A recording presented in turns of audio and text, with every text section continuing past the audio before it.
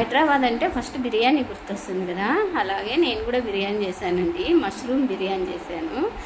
మేము హైదరాబాద్ వచ్చినాక first time తీసుకొని చేస్తున్నాను. మా అబ్బాయి అడుగుతుంటే దానికి కావాల్సినవి పుట్టుగొడుగులు, ఉప్పు, కారము, ధనియాల పొడి, ఇది స్పెషల్ కారం పొడి, ఇది కూడా వేసుకున్నా టేస్ట్ బాగా వస్తుంది. అల్లం వెల్లుల్లి పేస్టు, కొంచెం గరం మసాలా వేసుకోండి, ఉప్పు వేసుకోండి, కొంచెం పసుపు పొడి కూడా వేసుకోండి. ఇవి వేయించి పక్కన పెట్టుకునే ఎర్రగడ్డలండి.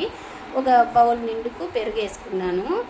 ఇదంతా బాగా కలుపుకోవాలండి. బాగా కలిపి చూడండి, ఈ విధంగా అంతా కలిపి ఒక 10 నిమిషాలు పక్కకు పెట్టేసుకున్నామంటే మూత పెట్టి సరిపోతుంది. తర్వాత నేను కుక్కర్లో చేస్తున్నాను. కొంచెం ఆయిల్ వేసుకొని ఓల్ గరం మసాలా వేయండి, ఒక ఎర్రగడ్డను కొంచెం కరివేపాకు వేసుకోండి, సరిపోతుంది. ఇది చూడండి 10 నిమిషాలు అయింది మనం ఊరబెట్టుకొని, బాగా ఊరింది. ఇది కూడా వేసి కుక్కర్లోకి బాగా కొంచెం అంటే ఒక 5-10 నిమిషాలు అలాగా మనకి తెలిసిపోతుంది, మంచి వాసన వచ్చేంతవరకు వేయించుకుందాం ఇది.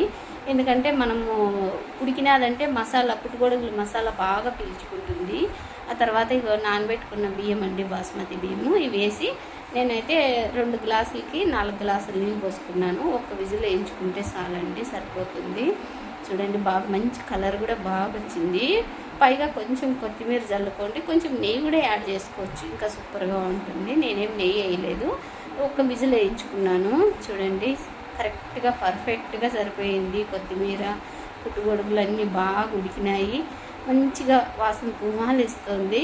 చూడండి అసలు పుల్లలుగా బాగా పొడి పొడిగా వచ్చింది. ఒక విజిల్ అయితే చాలు, 2 విజిల్ అయితే మళ్ళీ కొంచెం మున్నగా అయిపోతుంది. ఒక విజిల్ వేయించుకున్నానండి. తినేటప్పుడు నోరు కాలింది నాకు. మా అమ్మాయి తిను అంటే బిరిగ్గా నోరు కాలేసింది.